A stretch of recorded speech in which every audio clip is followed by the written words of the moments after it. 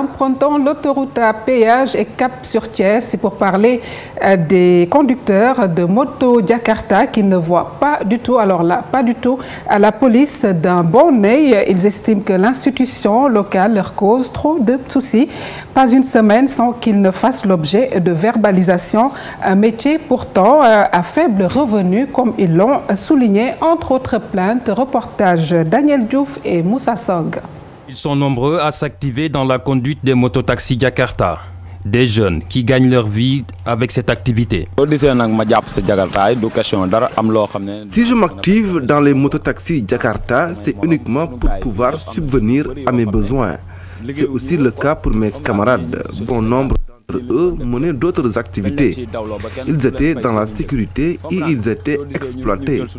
Si nous avons investi de l'argent dans les Jakarta, c'est parce que nous voulons nous en sortir et l'État doit nous soutenir. Nous n'avons que nos motos.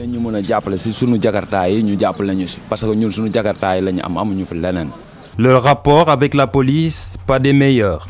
Ils déplorent ce qu'ils qualifient d'acharnement de la part de l'institution. Il nous arrive de nous faire arrêter par les policiers. Quand c'est le cas, ils prennent tout notre argent.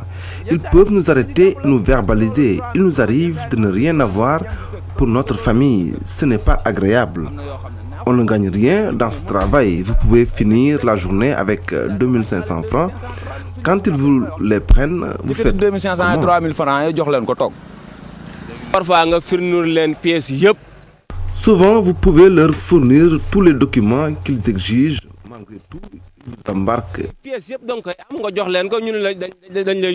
Les conducteurs de mototaxi Jakarta disent ne pas ignorer leurs devoirs. Entre autres, le paiement de taxes.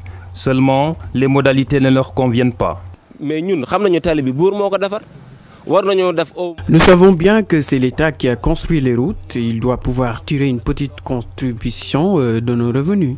Nous sommes redevables de cet État, mais les choses doivent se faire progressivement. Autre point délicat dans leur activité, le manque de sécurité. Ils sont assez souvent victimes de vols et d'agressions. Nous sommes régulièrement victimes de vols de motos, d'agressions, et la police ne dit rien à ce sujet.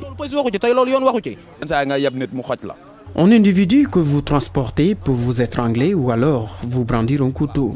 Avant-hier, un jeune a été tué et il est perdant. Je conseille quand même mes camarades de rouler doucement pour rassurer les clients et mieux les attirer.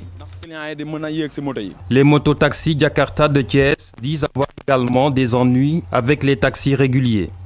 Mais ils font de la police l'origine de leurs principaux soucis.